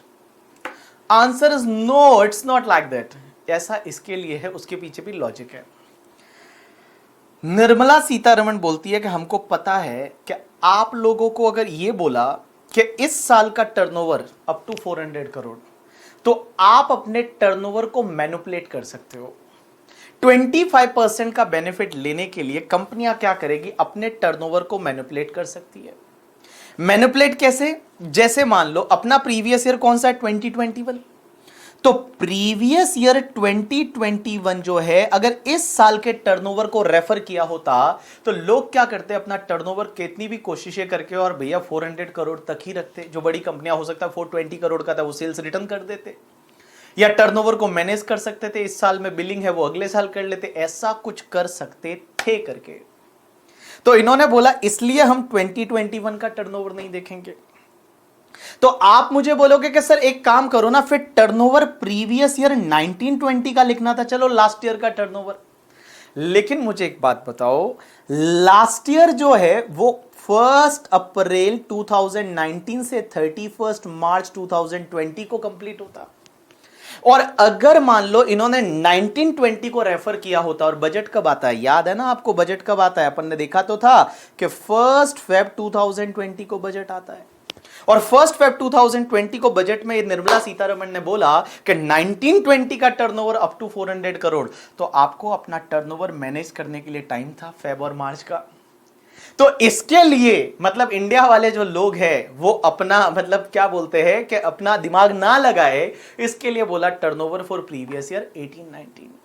अगर आपका प्रीवियस ईयर 18-19 का turnover is up to 400 crore, तो उस केस में आप बेनिफिट ले सकते हो 25% का, अदरवाइज आपको 30% है वो डोमेस्टिक कंपनी के लिए टैक्स रेट रहेगी। तो मैं बोलूं टैक्स रेट क्या है, तो देखो डोमेस्टिक कंपनी के लिए टैक्स रेट 25%, फॉरेन कंपनी के लिए टैक्स रेट डोमेस्टिक कंपनी के लिए टैक्स रेट 30%, फॉरेन कंपनी के लिए 40%।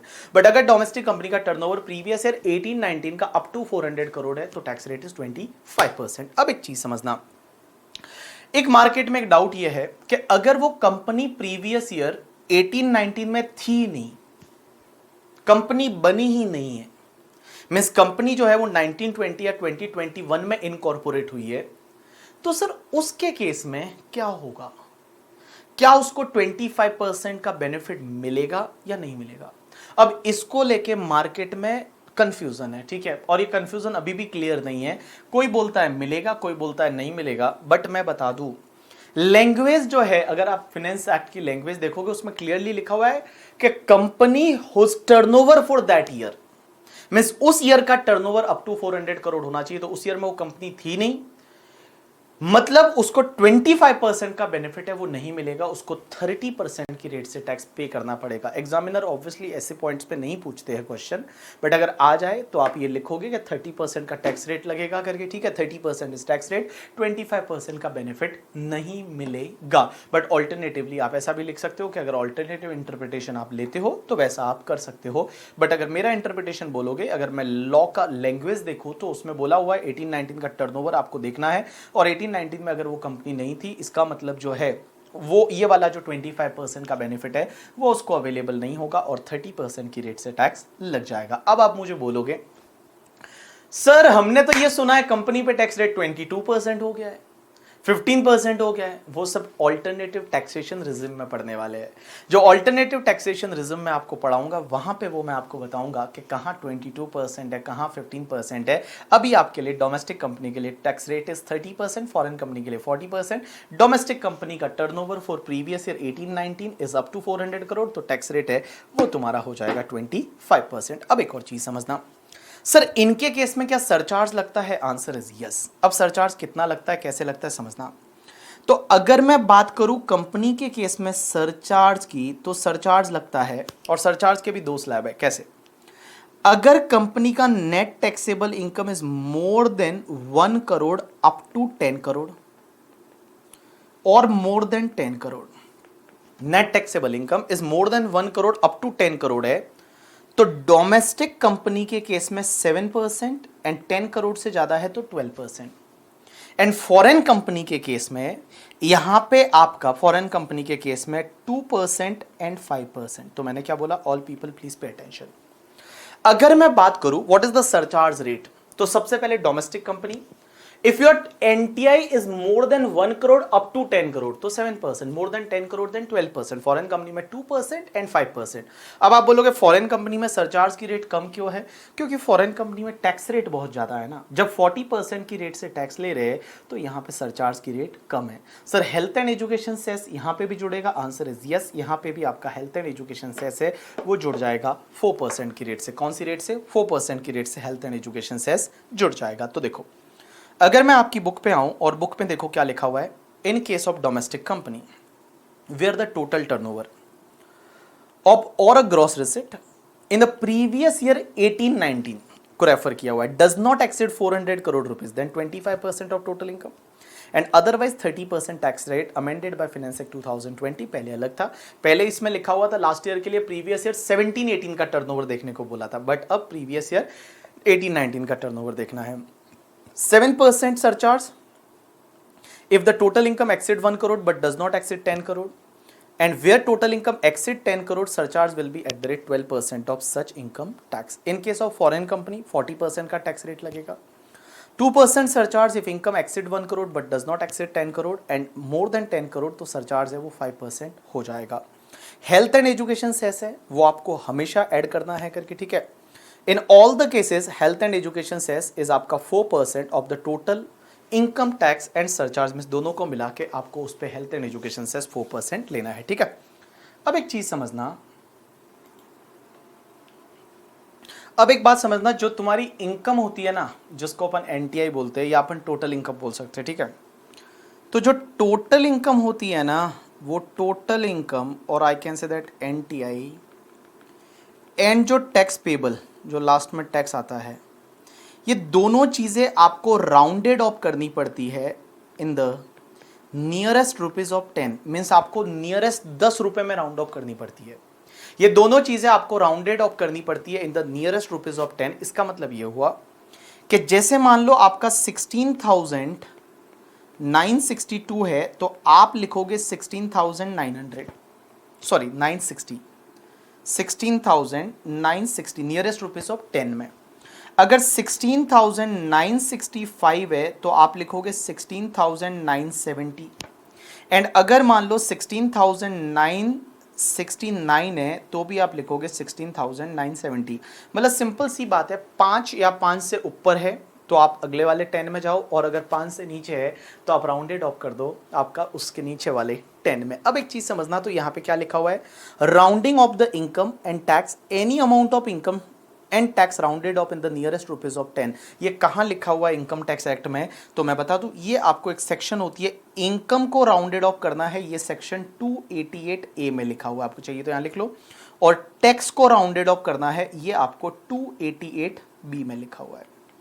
तो 288A एंड 288B में ये दोनों चीजें दे रखी है, ठीक है। चलो इसके आगे ये रिबेट क्या है, कैसे है, वो अपन कल चालू करेंगे। आज अपन ने नॉर्मली आपको टैक्स रेट के बारे में बताया और इनकम टैक्स का जो इंट्रोडक्शन था वो मैंने आपको बताया। कल से हम चालू करेंगे कुछ मार्जिनल रिलीफ, कुछ क्वेश्चंस करेंगे। तो कल के लेक्चर में अपन बहुत सारे क्वेश्चंस एंड ऑल है वो अपन डिस्कस करने वाले हैं, ठीक है। चलो थैंक्स अ लॉट पीपल, आज के लिए इतना बहुत है।